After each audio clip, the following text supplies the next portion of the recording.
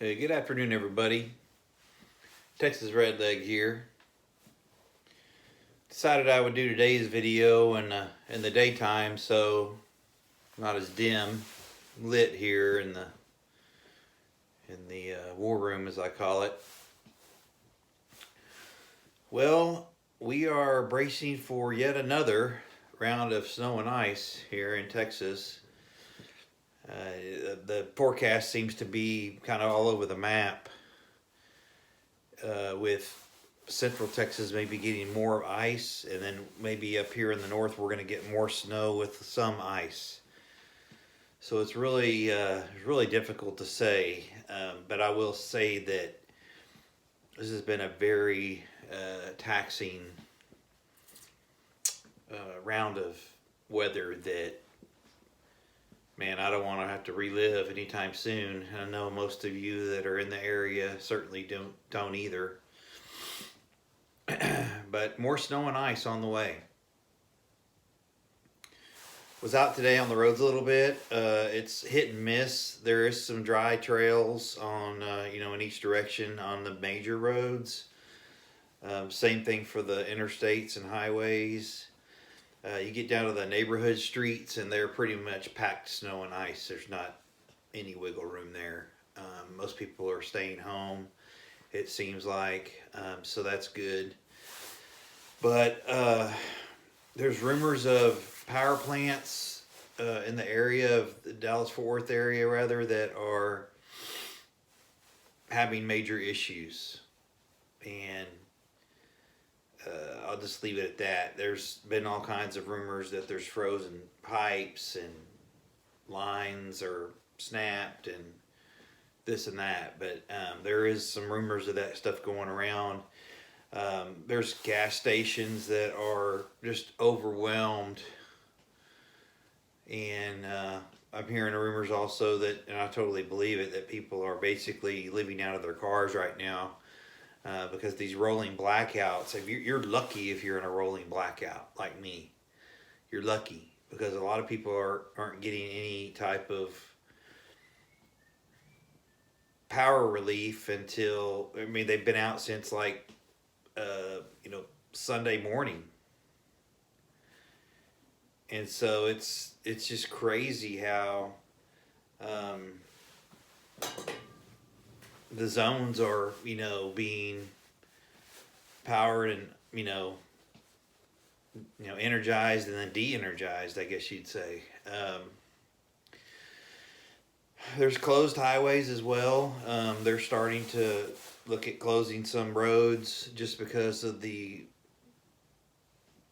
risk that's involved with, historically, there's been a lot of bad things happen. You saw the one in Fort Worth the other day. So they're closing certain lanes of certain highways just to, possibly eliminate people from even wanting to travel on them, or just making it so slow that people can't go fast. Making it like one lane only each way, something like that.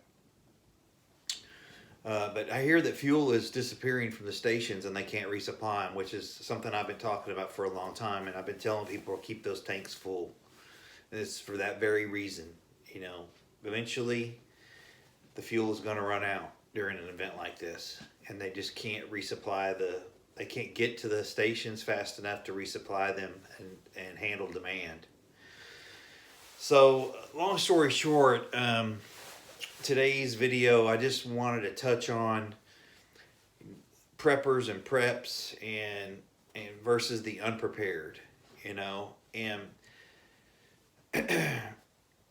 most preppers, I think, at least the ones that have been doing it for probably a year or more, most preppers are in pretty good shape. Those people that have taken it serious and made it a part of their life and their lifestyle, I think they're in pretty good shape for the most part down here.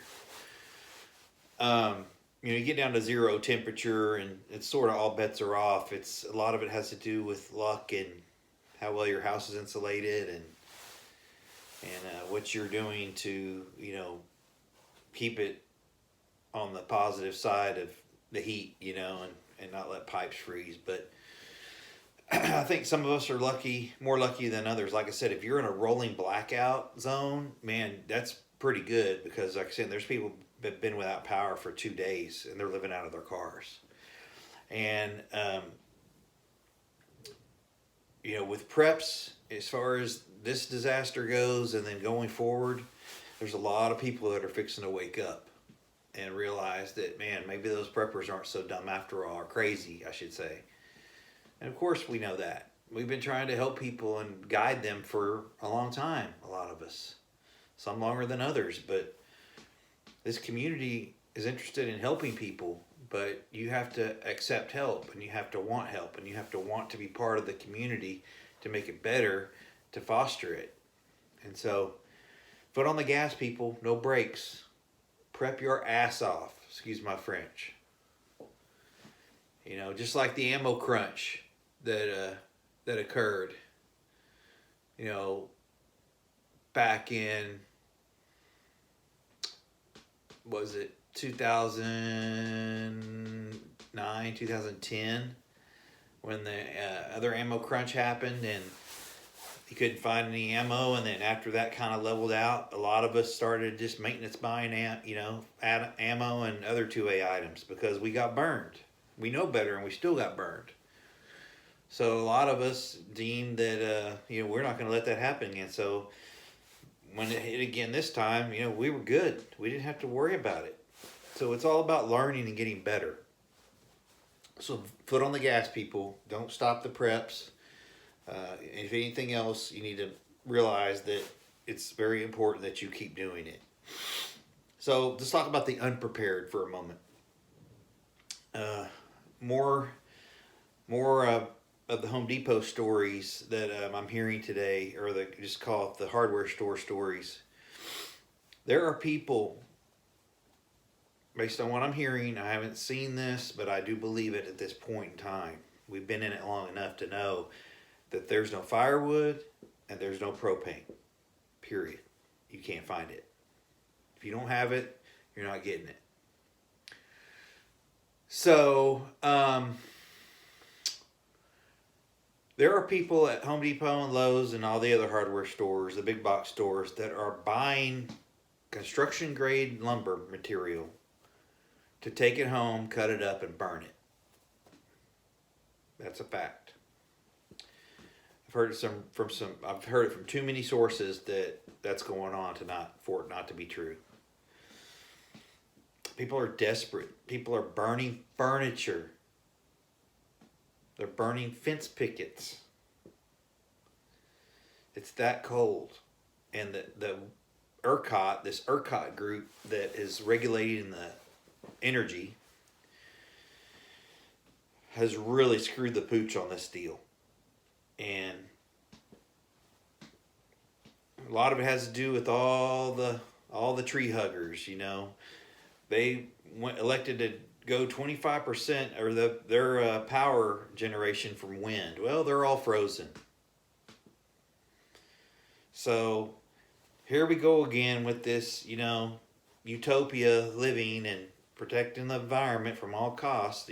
My God, you can't do this or that because it might hurt a bird's nest. And here we are suffering because of tree huggers and people that have this morality complex about the environment. I'm all about helping the environment if it makes sense. When it costs people their lives and it costs people their comfort and their lifestyles and their jobs, I got a problem with that. So I don't want this to turn into a rant against environmental groups or anything, but here's one of many reasons why this crap isn't going to work.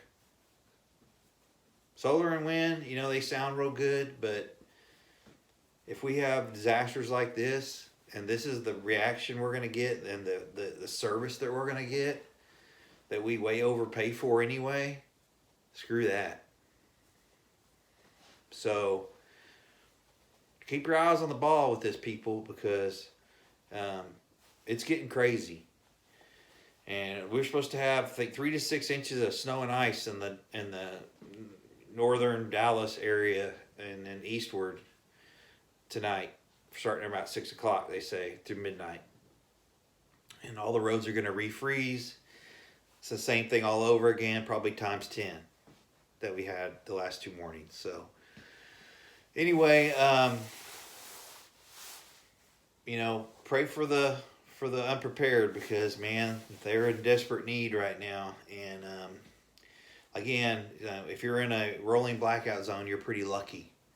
So count your blessings if that's you, and that's certainly me. And I know a lot of people out there that are in the same boat. So we're pretty lucky that we have that. But you guys keep praying for us. Keep us in your prayers and thoughts.